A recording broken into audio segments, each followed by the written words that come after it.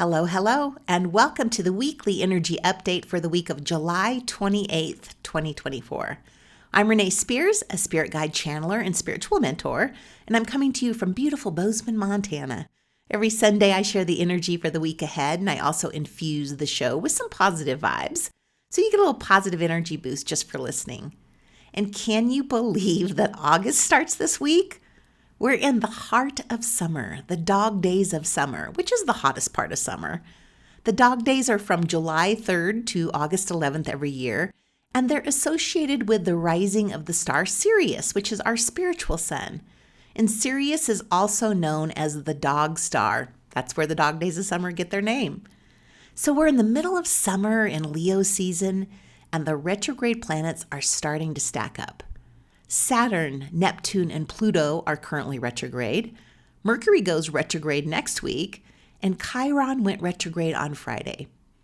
Now, Chiron spins around 5 months of the year in retrograde, so this is, part of its natural cycle. However, what makes this retrograde extra powerful is the addition of Eris. Now, Eris is a dwarf planet that was discovered in 2005. It's a newbie, and it's known as the goddess of discord and rebellion. And it brings stuff to the surface that needs to change. Eris is the sister energy to Mars. She has very similar energy. She is fearless and she doesn't care what others think. You remember those honey badger memes from a few years ago? Like, honey badger does what it wants and it doesn't give a shit. Well, that's Eris. But what I think is so incredibly cool is that Eris is linked to women's rights movements. Eris is our feminine warrior who stands up to the patriarchy and people in power to make her voice heard. And Eris went retrograde on July 21st, the same day that Biden pulled out of the race and Kamala stepped up. You cannot make this shit up. So Eris and Chiron are both going to be retrograde for the rest of the year, and they're traveling close together, both of them in Aries at the same degrees. Eris and Chiron traveling so close together is going to shape how we experience these retrogrades. Chiron retrograde is generally a very healing time when we can go back through our past wounds and find better ways to manage and cope with them. And then Eris comes along on this healing journey and gives us strength and fire and helps us stand up for ourselves, put on our warrior masks, and confront something or someone who has power over us. Now, retrogrades are a time to rethink and redo things. And it's happening especially with women right now. We're getting another opportunity to get a woman elected and to look at the women who came before us for guidance and strength to do that. And like if there wasn't enough, they are retrograde in Aries. Aries is determined, confident, competitive, energetic, assertive, creative. Like, you get the idea, just the energy that we want right now. So with Chiron and Eris in Aries, say that 10 times fast, we are fully supported to find the strength, the confidence, and the courage to look at our pain from the past and use it to inspire us to move forward. Chiron and Aries reminds us that it's better to allow our wounds to inspire us and motivate us and offer us strength, rather to think of them as something that slows us down or makes us inferior. It reminds us that we don't need to fix ourselves to be worthy. We're already fucking worthy. So we're getting our chance to redo the 2016 election and use our heartbreak from that time to empower us. This is a great reminder that our suffering most often leads to our destiny. We learn so much from the things and the relationships that don't work out. So how can we use this retrograde energy in our personal lives? This is a time of healing and empowerment. So schedule your annual checkups, your mammogram, your dentist appointments. If there's anything on your body that hurts, this is the time to focus on healing it. We can also use this time to call parts of ourselves back, to go through like the rubble of our lives and the parts of ourselves that have been injured, maybe by trauma or abandonment, and reclaim those parts.